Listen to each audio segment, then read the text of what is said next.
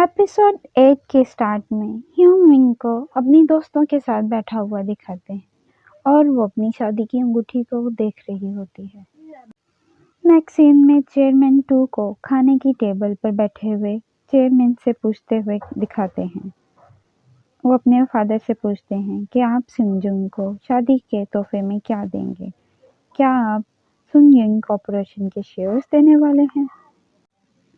तब vice chairman कहता है कि डैड खुद ही डिसाइड कर लेंगे, तुम इतने परेशान क्यों हो रहे हो इस बारे में।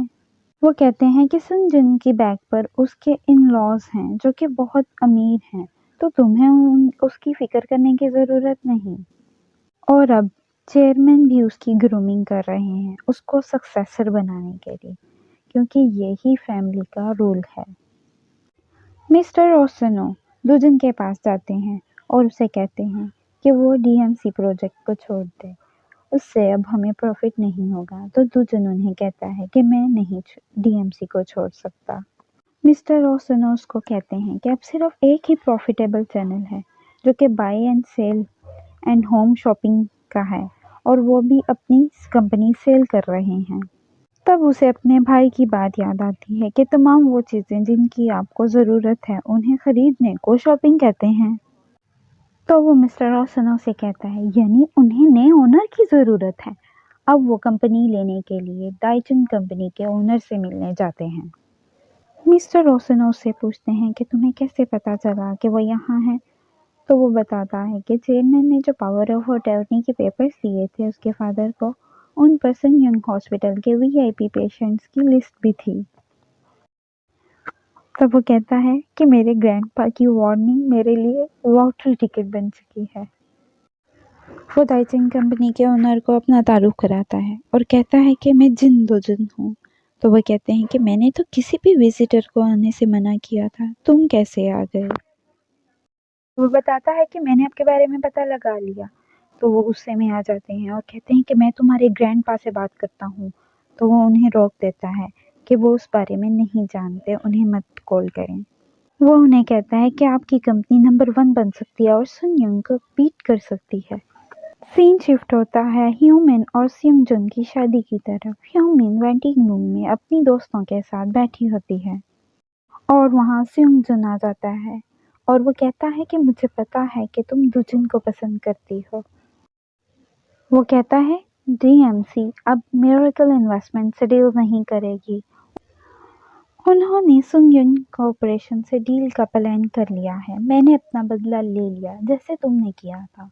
वो गुस्से में वहां से जाने लगती है तो वो उसे कहता है कि तुम ये शादी तोड़ नहीं सकती और तुम मुझे पसंद नहीं करती तो मैं भी तुम्हें पसंद नहीं करता। ये कहकर वो चला जाता है और उनकी शादी हो जाती है। फैमिली फोटोग्राफ जब ली जा रही होती है तो दुजन आ जाता है और वो देर से आने पर माफी मांगता है। दुजन चेयरमैन से कहता है कि आपने सही कहा था, मैं अपने पैसों से सुंगयुन नहीं खरीद सकता। दुजुन सियोंगजुन को उसकी शादी की मुबारकबाद देने जाता है तो उसे सियोंगजुन को कॉल आती है और वो दुजुन से जाकर पूछता है क्या ये सच है? तो वो उसे बताता है कि आज न्यू सियोल प्रोजेक्ट की लास्ट डेट थी और मैं कभी भी डीएमसी सुंगयुन को नहीं दूंगा। वो पूछता है तुमने ये सब कैसे किया? तब दुजुन उसको कहता है कि कोई लीगल रास्ता था ही नहीं कि कोई कंपनी तलाश कर सकूं जो डीएमसी को सपोर्ट करे। सुनयंग के इंटरफेयर करने की वजह से क्या तुम यही पूछना चाह रहे थे? फिर हमें फ्लैशबैक में दिखाते हैं कि वो दाइचिंग कंपनी के ओनर को मना लेता है कि वो buy and sell home and shopping खरीदें और उनकी कंपनी सुनयंग को भी बीट कर देगी और वो नंबर 1 डिस्ट्रीब्यूशन कंपनी बन जाएगी। दाइचिंग कंपनी के ओनर चेयरमैन को भी बता देते हैं कि वो डीएमसी ज्वाइन करेंगे और चेयरमैन की तबीयत भी खराब होने लगती है। नेक्स्ट सीन में हमें दिखाया जाता है कि चेयरमैन की तरफ से शादी का तोहफा दिया जाना था। तब चेयरमैन गेहंग डिस्ट्रीब्यूशन के वेयर हाउस में सुंगजुन का ट्रांसफ़र कर देते हैं और वो उसे कहते हैं कि तुमने कहा था कि तुम रिस्पॉन्सिबिलिटी लोगे, मगर हम डीएमसी कंस्ट्रक्शन का प्रोजेक्ट नहीं ले सके। फिर वो अनाउंस करते हैं कि अब से सुंगयुंग में हमारे फैमिली रूल को फॉलो नहीं किया जाएगा और अब सक्सेशन हासिल करने के लिए सबको अपनी एबिलिटीज़ को प्रूव करना होगा। वो शख्स जो सुंगयुंग को और बड़ा और बेहतर बनाएगा, सक्सेशन उसको मिलेगा और मेरे शेयर्स भी। सियोंग जुन दुजुन को मारने लगता है गुस्से से कि ह्यूमिन बेहोश हो जाती है। फिर चेयरमैन को दुजुन की बात याद आती है जिसमें वो कह रहा था कि मैं अपने पैसों से सुंगयुंग को नहीं खरीद सकता, तो अब मैं वो करूँगा जो मैंने आपसे सीखा है। मैं आपका पोता हूँ और आपने अपनी अथॉरिटी और पावर्स को यूज़ किया मेरे खिलाफ। मैं भी अपनी तमाम पावर्स को यूज़ करूँगा सुंगयुंग को खरीदने के लिए। चेयरमैन अपने सेक्रेटरी से पूछते हैं, क्या तुम्हें भी ऐसा ही लगता है कि मेरे बाद दुजिन ही अच्छे से संभाल सकता है सुंगयुंग को? स्यूमिन के फ्रेंड्स कहते हैं कि दुजिन कितना लकी है, वो कहीं भी पढ़ सकता है और किसी भी अमीर लड़की से शादी कर सकता है। स्यूमिन बात को बदलने के लिए कहती है, क्या क्या तुम लोग इस टर्म में पास हो जाओगे?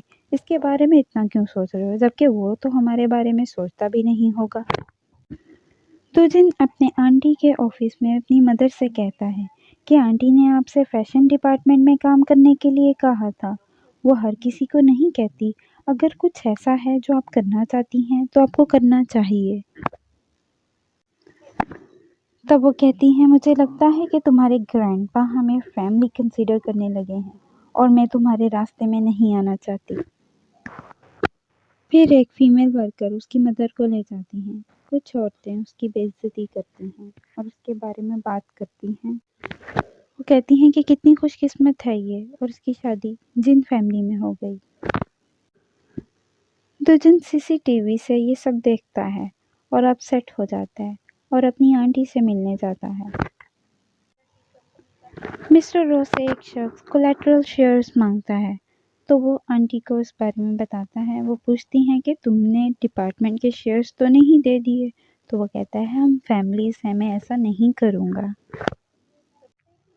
और एपिसोड वहीं ख़त्म हो जाता है।